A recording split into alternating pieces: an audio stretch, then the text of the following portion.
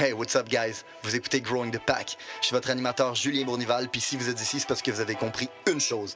Un autre niveau est possible. Un autre niveau de vie spirituelle, relationnelle, émotionnelle, financier. Un autre niveau est possible et c'est votre devoir d'essayer d'y accéder. Maintenant, vous pouvez continuer à blâmer votre boss, la lune, les étoiles si vous voulez, mais il n'y a rien qui va changer tant que vous déciderez pas de changer. Let's fucking get it! Hey, what's up tout le monde? Bienvenue à un nouvel épisode de Growing the Pack. Pour les nouveaux auditeurs, vous écoutez un podcast de développement personnel. Podcast dans lequel vous allez apprendre tout ce que vous avez de besoin pour vous développer au maximum de votre potentiel. Okay? Podcast de développement personnel dans lequel j'adresse aussi un grave problème qu'on a dans notre société qui est le problème suivant. Plus personne est prête à prendre responsabilité de sa situation, de son propre succès. On préfère blâmer la lune, les étoiles, notre astrologie, notre prof de secondaire 3, toutes les circonstances qui nous sont arrivées, plutôt que de se regarder dans le miroir et dire que la seule personne qui est responsable de notre situation, c'est nous. Si t'es gros, t'es pauvre, pis t'es laid, c'est de ta calice de faute. OK? Puis la bonne nouvelle, c'est que si c'est de ta faute, t'es le problème, mais t'es aussi la solution. Puis moi, ça m'a pris des années avant d'être capable d'apprendre ça. Il fallait que je me ramasse dans un poste de police pour la Xème fois pour me rendre compte que la seule personne que je pouvais blâmer pour ma situation, c'était moi. Puis la journée où j'ai décidé de me prendre en main, j'ai complètement changé ma vie. Puis si un kid qui, comme moi, a passé toute sa vie, toute sa jeunesse en fait, pas toute sa vie parce que maintenant je suis plus là, mais qui a passé toute sa jeunesse dans des postes de police, puis qui a fait 8 écoles secondaires différentes, qui s'est fait dire partout où est-ce qu'elle allait jamais être capable de rien faire de bon de sa vie, si aujourd'hui je mène la vie que je mène, n'importe quelle crise de singe peut y arriver. J'attaque ce problème-là de société à travers le développement personnel, sous 3 formats différents dans le podcast suivant. On a un format de podcast qui s'appelle Against the Odds, où je fais venir des gens qui ont eu du succès dans la vie pour faire comprendre que tu sois un athlète, un artiste, un entrepreneur, peu importe, si tu as eu du succès dans la vie, tu as réussi contre toute attente. Et on a le format aussi où est-ce que je fais venir des gens de mon entreprise, où est-ce qu'on parle un peu de l'actualité, qu'est-ce qui se passe en ce moment, comment nous on aborde ça au sein de notre entreprise, comment vous pourriez l'aborder au sein de votre entreprise ou de votre carrière. Et on a le dernier format qui est le format que je fais le plus souvent dernièrement, où on a une petite thérapie collective ensemble. Okay? Puis je vous partage mes émotions du moment, mes histoires du moment, mes réflexions du moment qui me font grandir en espérant que ça peut vous faire grandir.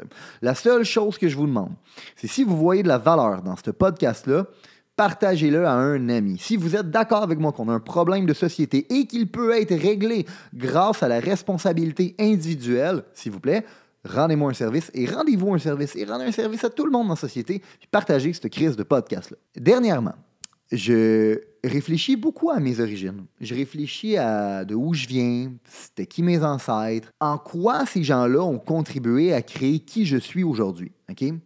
Puis quand mes parents sont venus chez moi l'hiver passé, j'ai pu avoir plein de conversations intéressantes sur ce sujet-là. Puis je trouve ça fascinant personnellement de comprendre les ententes que mes parents avaient ensemble concernant mon éducation. Des choix qu'ils ont fait ensemble qui m'a forgé en bout de ligne, qui a déterminé qui je suis devenu comme humain. Okay? Puis une des choses que je suis le plus reconnaissant ever, c'est que mes parents, là, ils n'ont jamais accepté aucune de mes excuses. Je me souviens d'une fois en particulier, okay, que je leur ai discuté quand on était ensemble en Floride l'année dernière, qui était un matin, un lendemain de veille, et j'étais à peine majeur. Puis c'était dans les premières grosses brosses que je prenais. Okay? Puis sincèrement, j'avais complètement échappé. Okay? J'aimerais ça vous conter la soirée puis les détails croustillants de la soirée, mais j'ai tellement blacked out ce soir-là que j'en ai aucun fucking souvenir. Okay? Je m'appelle de rien. Okay? La seule chose que je me rappelle, c'est que je me suis fait réveiller par ma mère le lendemain matin parce qu'il fallait que j'aille travailler. Puis je me suis fait réveiller dans mon lit rempli de fucking vomi. Okay? J'avais tellement blacked out que je faisais dodo dans du vomi. Okay? Une vraie catastrophe, mettons, là. Sincèrement, j'y repense encore à ce jour, puis je me dis, pauvre maman, tu sais, mettons, non seulement tu vois ton seul fils, okay, à l'âge adulte, être un déchet dans un paquet de vomi, mais en plus de ça, il est incapable de se lever pour respecter ses calices d'engagement, ok? Mais aussi, ma pauvre maman avait aussi le devoir de s'infliger une souffrance en infligeant une souffrance à son fils pour lui apprendre une leçon, okay? Parce que ma mère, elle n'acceptait pas que je me réveille pas, okay? Puis ça, c'était peu importe ma condition. Elle m'a forcé à me lever, de peine et de misère, bien évidemment, mais elle m'a forcé à me lever, puis elle m'a forcé à aller travailler parce que pour elle, c'était inconcevable que j'appelle ma job puis je cale malade. Inconcevable. Okay? J'avais donné mon engagement à mes collègues puis à mon boss. Fait que c'est ma job de respecter mon engagement, peu importe les fucking conditions. J'y repense des fois, ça a l'air niaiseux, OK? Mais je commence de plus en plus à réfléchir à ce genre de choses-là, mais j'imagine la souffrance d'une mère qui voit que non seulement son fils est un fucking déchet, mais aussi qui anticipe la souffrance qu'elle est en train d'infliger à son fils. Parce que tu sais que ton fils va passer une journée de marde, OK? Tu sais aussi qu'il va être en crise après toi. Parce que j'étais en tabarnak après ma mère à ce moment-là, OK? Je l'haïssais de toutes les fibres de mon corps.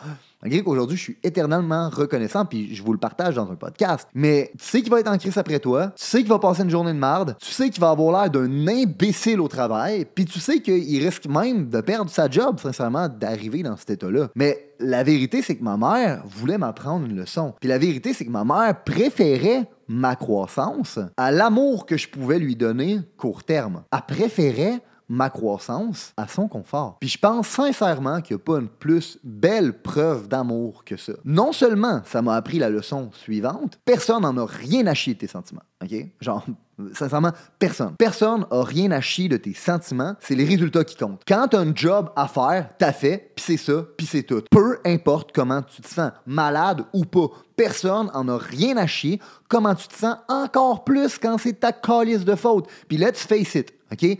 Peu importe comment tu te sens, c'est de ta faute. Comme j'ai dit au début du podcast, si t'es broke, gros et laid, c'est de ta calice de faute. Fait que t'es malade, good. T'as probablement pas fait attention à ton alimentation, t'as probablement pas fait attention à ton sommeil, t'as probablement pas fait attention aux personnes que t'as côtoyées. Fait qu'en bout de ligne, tout ça dépend de toi. Tu es le responsable de ça. Tout comme quand tu te sens bien. T'as probablement bien mangé, t'as probablement bien dormi, t'as probablement fait de l'exercice, t'as probablement pris soin de toi. Puis là, vous pensez peut-être que je vais trop loin, mais non. Tout ce qui se passe dans ta vie, c'est de ta calice de faute. Ta rupture ou ta relation qui va bien, c'est de ta faute. Tes enfants qui sont fucking bien élevés ou qui se rebellent, c'est de ta calice de faute. Toi qui es en pleine forme ou qui est un fucking déchet, c'est ta calice de faute. Personne n'en a rien à chier de tes excuses. Parce qu'en bout de ligne, c'est ta responsabilité d'amener un résultat. Puis le résultat, s'il est pas là, ben c'est de ta faute. Peu importe ta crise de condition, peu importe ton break-up, peu importe parce que t'es malade, peu importe parce que t'es hangover, peu importe ta crise de condition, peu importe ta calice d'excuses. Non seulement mes parents m'ont appris une leçon hyper valuable en m'enseignant cette leçon-là, mais ils m'ont aussi enseigné que la plus grande forme d'amour qui existe, c'est de voir plus en les gens que tu aimes qu'eux, ils voient en eux-mêmes, puis de les forcer à se plier à ces standards-là. Ma mère, elle avait des plus hauts standards envers moi que moi j'en avais envers moi-même. Puis elle voyait probablement plus en son fils rempli de vomi dans son fucking lit que lui, il voyait en lui-même. Puis je vous confirme que c'est un fait. À cette époque-là, j'étais un pas bon. J'ai 8 écoles secondaires différentes, j'avais aucun avenir prometteur, j'avais absolument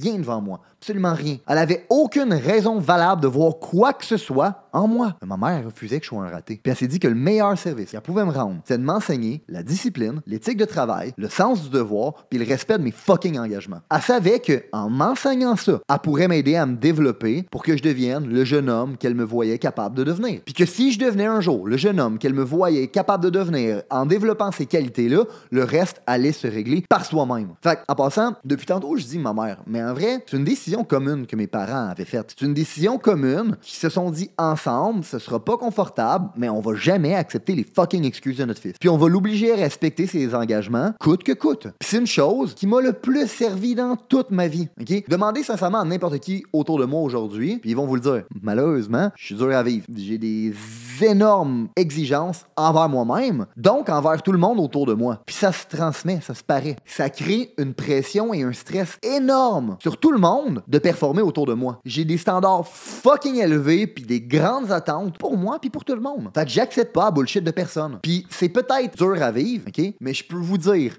avec certitude que tout le monde autour de moi en sort grandi. Tout le monde se sent aussi aimé par moi. Parce que tout le monde comprend une chose. Je préfère leur fucking croissance à mon fucking confort. Tout le monde comprend que je préfère leur croissance à mon confort. Il n'y a pas un meilleur signe d'amour que ça. Donc, au même titre que mes parents ont décidé de jamais accepter d'excuses de ma part, mais je vous invite à faire une chose, à faire la même crise de choses. Devenez cette personne-là dans votre business. Devenez cette personne-là dans votre cercle social. Devenez cette personne-là dans votre famille. La personne qui accepte pas des excuses. La personne qui a des standards élevés. Celle qui soumet tout le monde à ces standards-là. C'est un fucking fardeau être cette personne-là en passant. Mais c'est celui du leader. Puis on le dit tout le temps, il n'y a pas de mauvais élèves, il n'y a rien que des mauvais profs. Il n'y a pas de mauvaise équipe, il y a juste des mauvais leaders. Il n'y a pas de mauvais enfants, il y a juste des mauvais parents. Fait que si vous voulez une meilleure business, vous voulez une meilleure carrière, vous voulez un meilleur mariage, vous voulez une meilleure famille, vous voulez un meilleur entourage, vous voulez une meilleure vie, et ça commence par vous. Ça commence par vous à ne pas accepter la bullshit de personne. Puis ça commence par vous, premièrement, à ne pas accepter votre propre crise de bullshit. Parce que la journée où vous acceptez, vous décidez de ne plus jamais accepter votre propre bullshit, c'est la journée où vous accepterez plus jamais la bullshit de personne. Fait que ça commence par vous. Puis si vous voulez devenir cet humain-là dans votre business, dans votre famille, dans votre cercle social,